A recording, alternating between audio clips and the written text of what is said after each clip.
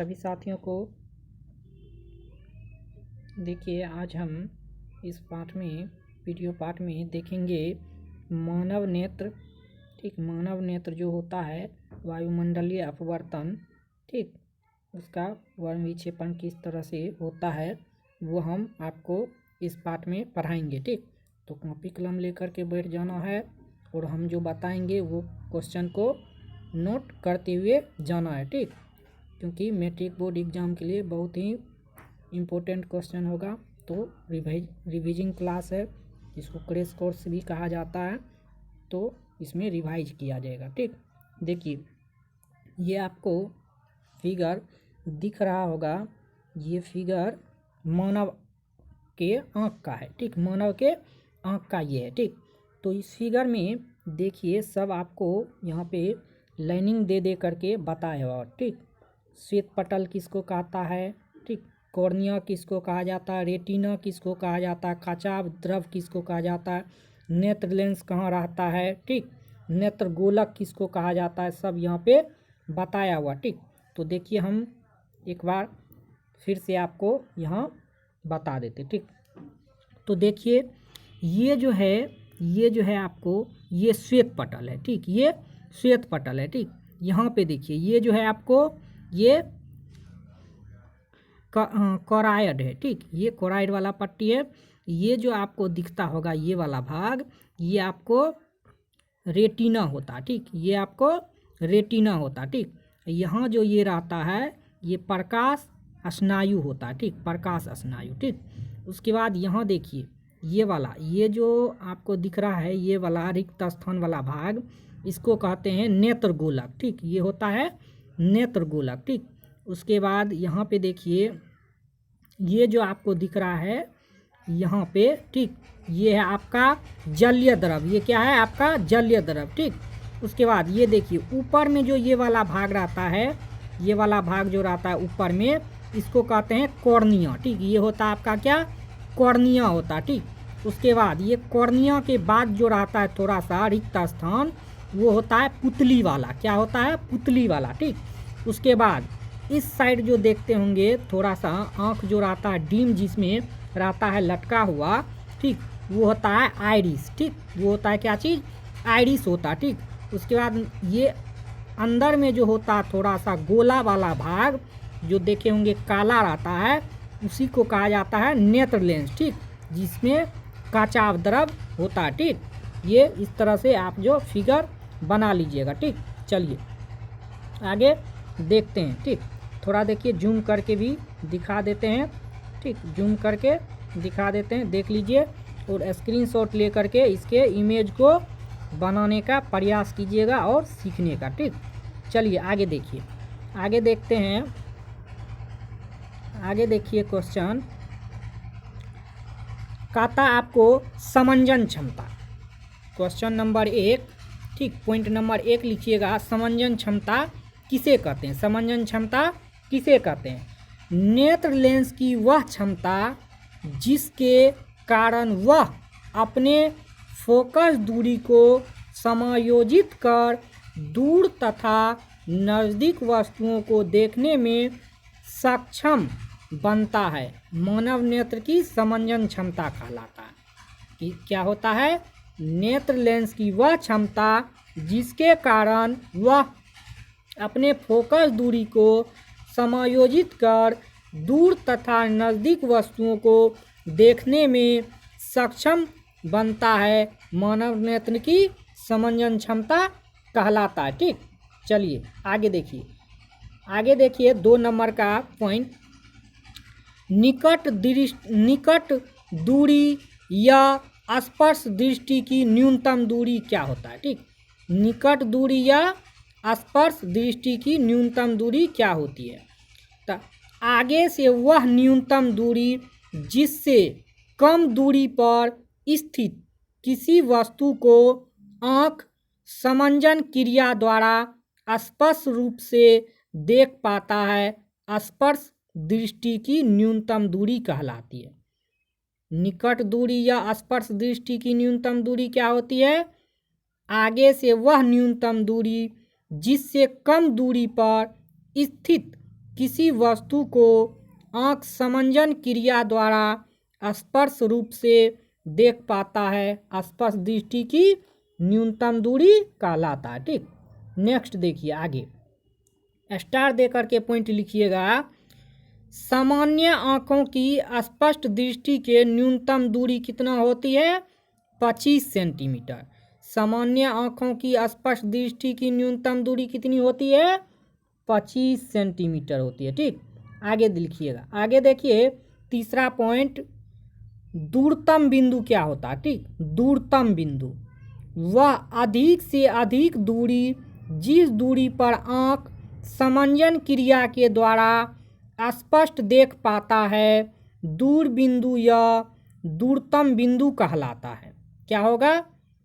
वह अधिक से अधिक दूरी जिस दूरी पर आँख समंजन क्रिया के द्वारा स्पष्ट देख पाता है, दूर बिंदु या दूरतम बिंदु कहलाता है। ठीक, स्टार मार करके इसमें लिखिएगा, स्पष्ट दृष्टि के दूरतम दूरी अनंत होती है। कोई पूछेगा आपको स्पष्ट दृष्टि के दूरतम दूरी क्या होती है, तो अनंत होती है। क्या होती है? अनंत होती है। ठीक, पॉइंट नंबर 4, मानव नेत्र और कैमरा में अंतर। मानव नेत्र जो होता है और कैमरा जो होता है उसमें क्या अंतर होता है? मानव के आँख और कैमरा में क्या अंतर होता है? तो लिखिएगा, मानव नेत्र और कैमरा में निम्नलिखित अंतर है। ठीक, एक साइड लिख लीजिएगा, कॉपी के पेज के एक साइड लिखिएगा, आधा में मानव नेत्र और आधा में लिखिएगा कैमरा। ठीक, तो मानव नेत्र के 1 नंबर में लिखिएगा, आँख में बाहरी परत के नीचे गहरे भूरे रंग का रक्त पटल होता है जिसे आँख के भीतर प्रकाश का परावर्तन नहीं हो पाता है। ये हो गया 1 नंबर मानव नेत्र। अब लिखिएगा कैमरा के 1 नंबर में, कैमरा से प्रकाश रोधी बॉक्स के दीवारें काली होती है जिसे इसे भीतर का प्रकाश का परावर्तन नहीं हो पाता है। ठीक, चलिए आँख देखिए, मानव आँख के 2 नंबर में लिखिएगा, प्रकाश की मात्रा का नियंत्रण एडिस द्वारा किया जाता है। एडिस जो होता है आँख में, वो प्रकाश का नियंत्रण करते रहता है मानव के आँख में। 2 नंबर में लिखिएगा, कैमरा में प्रकाश की मात्रा का नियंत्रण छिद्र से किया जाता है। प्रकाश की मात्रा का नियंत्रण किससे किया जाता है? छिद्र से किया जाता है। ठीक, चलिए आगे देखिए 3 नंबर लिखिएगा, मानव नेत्र में 3 नंबर, नेत्र लेंस तथा रेटिना के बीच की दूरी नियत रहती है। नेत्र लेंस तथा रेटिना के बीच की दूरी नियत रहती है। कैमरा में लिखिएगा 3 नंबर में, इसमें लेंस तथा फोटोग्राफी क्लेड की दूरी बदल दी जा सकती है, बदला जा सकता है। ठीक, इसकी दूरी को बदला भी जा सकता है। ठीक, तो ये था आपका मानव के आँख और कैमरा में अंतर। ठीक, लिखिएगा आगे 5 नंबर। 5 नंबर में लिखिएगा, दृष्टि दोष किसे कहते हैं? 5 नंबर में लिखिएगा, दृष्टि दोष किसे कहते हैं? जब नेत्र लेंस दूरी स्थित या निकट स्थित वस्तुओं का प्रतिबिंब रेटिना पर बनाने की क्षमता खो देता है तो उसे दृष्टि दोष कहते हैं। ठीक, जब नेत्र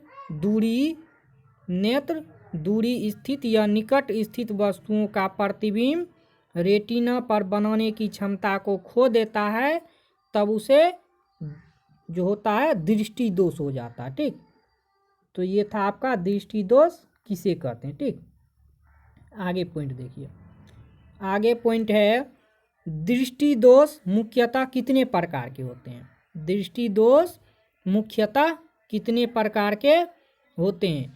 तो दृष्टि दोष जो होते हैं वो 3 प्रकार के होते हैं। दृष्टि दोष कितने प्रकार के होते हैं? 3 प्रकार के होते हैं। 1 नंबर में लिखिएगा निकट दृष्टि दोष, नंबर 2 में लिखिएगा दूर दृष्टि दोष, नंबर 3 में लिखिएगा जरा दृष्टि दोष। ठीक ठीक, 1 में लिखे निकट दृष्टि दोष, 2 में दूर दृष्टि दोष, 3 में जरा दृष्टि दोष। ठीक, अब 1 नंबर में लिखिएगा निकट दृष्टि दोष किसे कहते हैं? निकट दृष्टि दोष किसे कहते हैं? ठीक, आंसर लिखिएगा इसका, नेत्र जब कोई वस्तु स्पष्ट दूरी की कोई न्यूनतम दूरी से कम दूरी पर साफ साफ उससे अधिक दूरी पर साफ नहीं देख सकता है तो ऐसे दृष्टि दोष को निकट दृष्टि दोष कहते हैं। किसे कहते हैं निकट दृष्टि दोष? नेत्र जब कोई वस्तु स्पष्ट दृष्टि की कोई न्यूनतम दूरी से कम दूरी पर साफ साफ उससे अधिक दूरी पर साफ नहीं देख सकता है तो ऐसी दृष्टि दोष को निकट दृष्टि दोष कहते हैं। ठीक, अब स्टार पॉइंट लिखिएगा निकट दृष्टि दोष के कारण। अब देखिए निकट दृष्टि दोष क्यों होता है, ठीक, और निकट दृष्टि दोष कैसे होता है। तो नंबर 1 में लिखिएगा नेत्र गोलक का लंबा हो जाना। नेत्र गोलक का लंबा हो जाना अर्थात नेत्र लेंस तथा रेटिना के बीच की दूरी बढ़ जाना।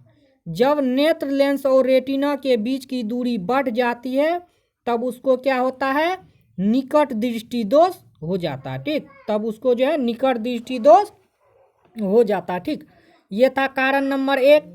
अब लिखिएगा कारण नंबर 2, नेत्र लेंस तथा नेत्र लेंस का आवश्यकता से अधिक मोटा हो जाना। नेत्र लेंस का आवश्यकता से अधिक मोटा हो जाना जिससे उसकी फोकस दूरी कम हो जाती है। जिससे क्या होती है? उसकी फोकस दूरी कम हो जाती है। ठीक, तब क्या होता है? निकट दृष्टि दोष होता है। ठीक, 2 नंबर पॉइंट था। अब लिखिएगा स्टार मार करके निकट दृष्टि दोष का उपचार। अब देखिए जिसको निकट दृष्टि दोष हो जाएगा उसका उपचार कैसे किया जा सकता है, उसका इलाज कैसे किया जा सकता है। तो निकट दृष्टि दोष को दूर करने के लिए अवतल लेंस को सामने, ठीक, निकट दृष्टि दोष को दूर करने के लिए अवतल लेंस को सामने चश्मा के रूप में लगाकर किया जाता है। ठीक, यानी कि निकट दृष्टि दोष को जो है दूर करने के लिए चश्मा में जो है अवतल लेंस लगा करके उसका यूज करेंगे तब जो है वो ठीक हो जाएगा। ठीक, जब निकट दृष्टि दोष वाले नेत्र में अवतल लेंस का व्यवहार चश्मे के रूप में किया जाता है तो दूरी स्थित वस्तु आंखें के एफ बिंदु पर प्रतीत होता है और वस्तु की स्थिति रेटिना पर बन जाती है। ठीक, जब अवतल लेंस का यूज करेंगे तब जो है उसका जो वस्तु रहेगा उसका प्रतिबिंब एफ बिंदु पर प्रतीत होता है और उसकी प्रतिबिंब जो है रेटिना पर बन जाती है। ठीक, तो इस तरह से निकट दृष्टि दोष का उपचार कर सकते हैं। ठीक, आगे देखिए दूर दृष्टि दोष। दूर दृष्टि दोष क्या होता है? नंबर 2 में लिखिएगा दूर दृष्टि दोष, नेत्र जब किसी वस्तु को स्पष्ट दृष्टि के न्यूनतम दूरी से अधिक दूरी पर स्थित, नेत्र जब किसी वस्तु को साफ दृष्टि के न्यूनतम दूरी से अधिक दूरी पर स्थित साफ साफ देख पाता है तथा उससे कम दूरी पर उसे साफ साफ नहीं दिखाई देता है तब उसको क्या होता है? दूर दृष्टि दोष होता है। क्या होता है? तब उसी को दूरदृष्टि दोष कहा जाता है। ठीक, तो देखिए दूरदृष्टि दोष के कारण, दूरदृष्टि दोष क्यों होता है इसका कारण देखिए, नेत्र गोलक का छोटा हो जाना अर्थात नेत्र लेंस तथा रेटिना के बीच की दूरी कम हो जाना। ठीक, जब रेटिना यानी कि लेंस और रेटिना के बीच की दूरी जब कम हो जाती है तो उसको क्या होता है, दूरदृष्टि दोष होता है। ठीक, जब लेंस और रेटिना के बीच की दूरी कम हो जाती है तो उसे क्या होता है, उसे तब दूरदृष्टि दोष होता है। नंबर 1 में था। ठीक, दूसरा देखिए कारण, नेत्र लेंस की आवश्यकता से अधिक पतला हो जाना। ठीक, निकट दृष्टि दोष में मोटा हो जाता है, इसमें क्या होता है, पतला हो जाता है। ठीक, नेत्र लेंस की आवश्यकता से अधिक पतला हो जाना जिससे उसकी फोकस दूरी बढ़ जाती है। ठीक, वहाँ पे फोकस दूरी घट जाती है, यहाँ पे फोकस दूरी बढ़ जाती है दूरदृष्टि दोष में। ठीक, ये था आपका कारण।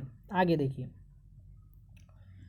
दूरदृष्टि दोष के उपचार। अब देखिए दूरदृष्टि दोष जो है इसका उपचार कैसे कर सकते हैं। ठीक, तो दूरदृष्टि दोष को दूर करने के लिए आँख के सामने उचित फोकस दूरी के उत्तल लेंस का चश्मे के रूप में उपयोग किया जाता है, जो निकट बिंदु पर रखी वस्तु के आने वाली किरणें को इतना अभिसरित कर देता है कि वस्तु की स्पष्ट प्रतिबिंब रेटिना पर बनता है। ठीक, इस तरह से इसका जो है उपचार किया जा सकता है। ठीक, दूरदृष्टि दोष के उपचार।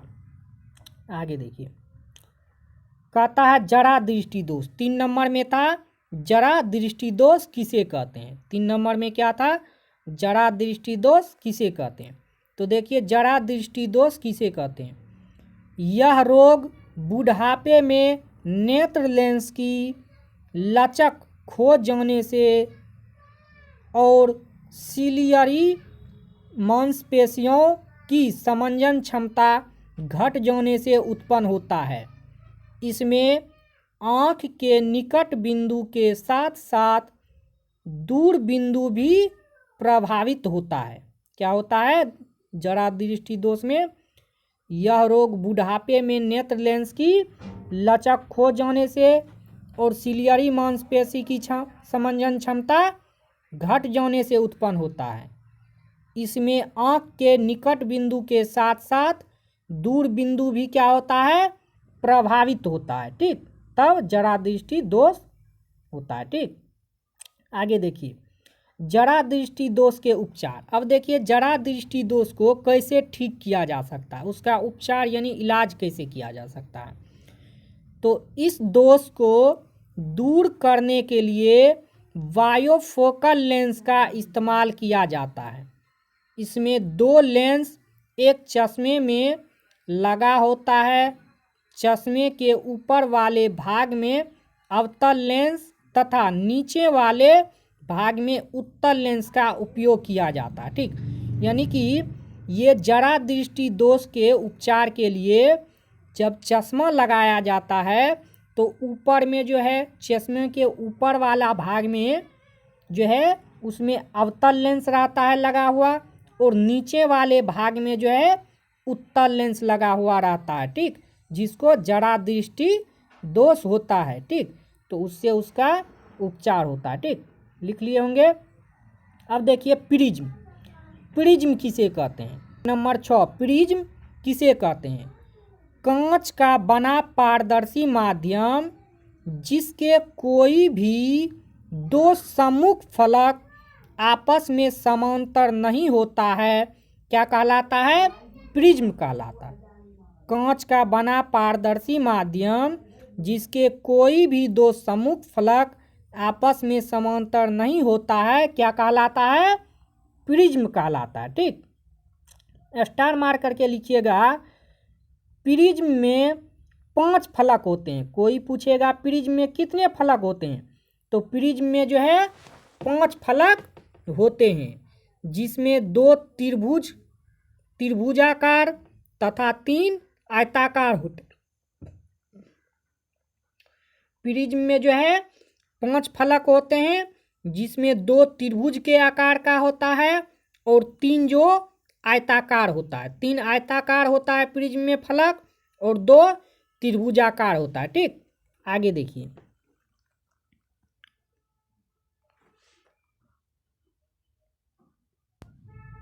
तो प्रिज्म में जो है 5 फलक होते हैं, 2 त्रिभुज के आकार का और 3 आयताकार। ठीक, त्रिभुज में 5 फलक होते हैं। आगे देखिए, अब प्रिज्म का कोण देखिए। प्रिज्म का कोण, तो प्रिज्म के किन्हीं 2 अपवर्तक सतहों के बीच के कोण को प्रिज्म का कोण कहते हैं।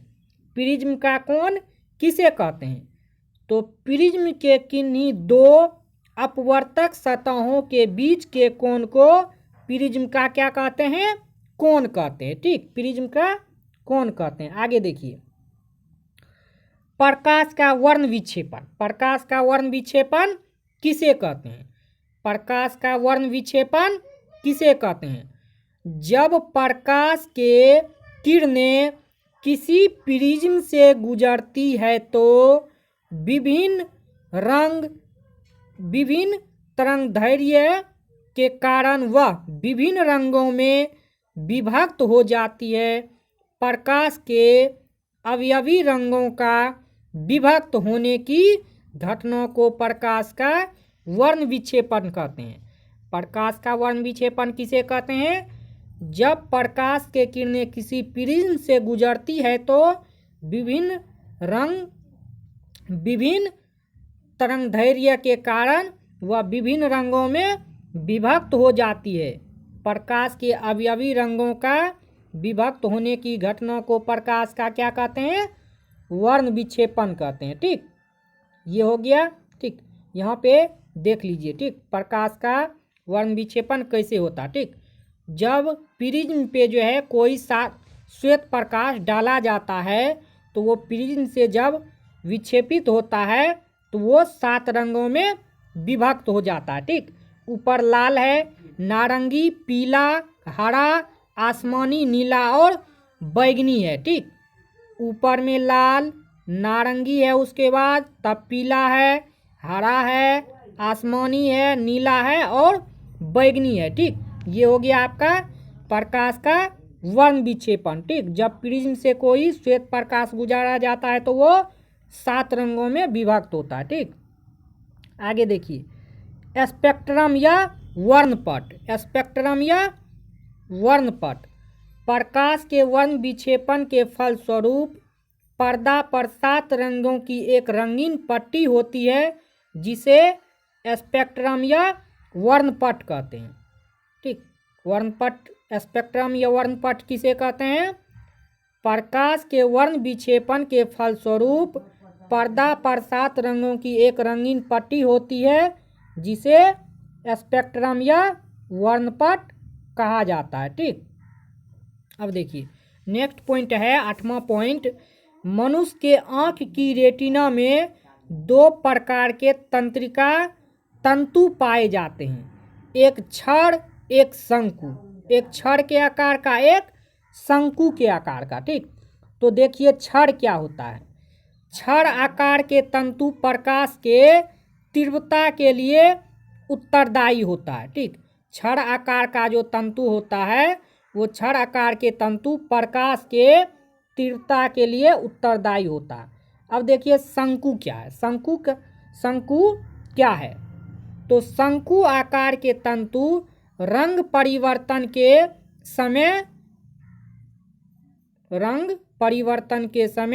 आवागमन के लिए उत्तरदायी होता है। ठीक, शंकु आकार का जो तंतु होता है वो रंग परिवर्तन के समय आवागमन के लिए उत्तरदायी होते हैं। ठीक, अब देखिए प्रकाश के विभिन्न वर्ण यानी रंग और उनके तरंगदैर्घ्य। ठीक, बैगनी का जो तरंगदैर्घ्य होता है ये नैनोमीटर में, ठीक, एनएम में, वर्ण इधर है रंग और इधर है नैनोमीटर। ठीक, तो बैगनी का जो होता है वॉयलेट का वॉयलेट का तरंग दैर्घ्य वो 400 से 440 के बीच होता है।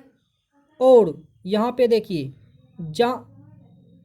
जामिनी यानी इंडिगो जो होता है इसका तरंग दैर्घ्य आपको 440 से 460 के बीच होता है। ठीक, कितना होता है? 440 से 460 के बीच। उसके बाद देखिए नीला जो होता है ब्लू, इसका तरंग दैर्घ्य आपको 460 से 500 के बीच में होता है। उसके बाद देखिए हरा रंग जो होता है इसका तरंग दैर्घ्य 500 से 570 के बीच में होता है। उसके बाद पीला यानी येलो का जो है तरंग दैर्घ्य 570 से 590 नैनोमीटर के बीच होता है। ठीक, उसके बाद लिखिएगा नारंगी ऑरेंज का जो तरंग दैर्घ्य होता है वो 590 से 620 के नैनोमीटर के बीच में होता है। उसके बाद लाल रेड का जो तरंग दैर्घ्य होता है वो 620 से 700 नैनोमीटर के बीच में होता है। ठीक, अब नेक्स्ट पार्ट में हम देखेंगे इंद्रधनुष क्या है और यह कैसे बनता है। ठीक, नेक्स्ट वीडियो में हम देखेंगे इंद्रधनुष क्या है और इंद्रधनुष कैसे बनते हैं। ठीक, तो इस पार्ट में आपको इतना ही। वीडियो के कमेंट में ज़रूर आप बताइएगा कि आपको कैसा क्लास लगा है। और जो भी साथी लोग चैनल में नए हैं चैनल को सब्सक्राइब कर लीजिएगा और लाइक शेयर ज़रूर कीजिएगा। आज के लिए इतना ही, फिर मिलते हैं नेक्स्ट वीडियो में। इंद्रधनुष क्या है और यह कैसे बनता है और क्वेश्चन को उस वीडियो पार्ट में दिखाएंगे। ठीक, कवर किया जाएगा। तो आज के लिए इतना ही। जय हिंद, वंदे मातरम।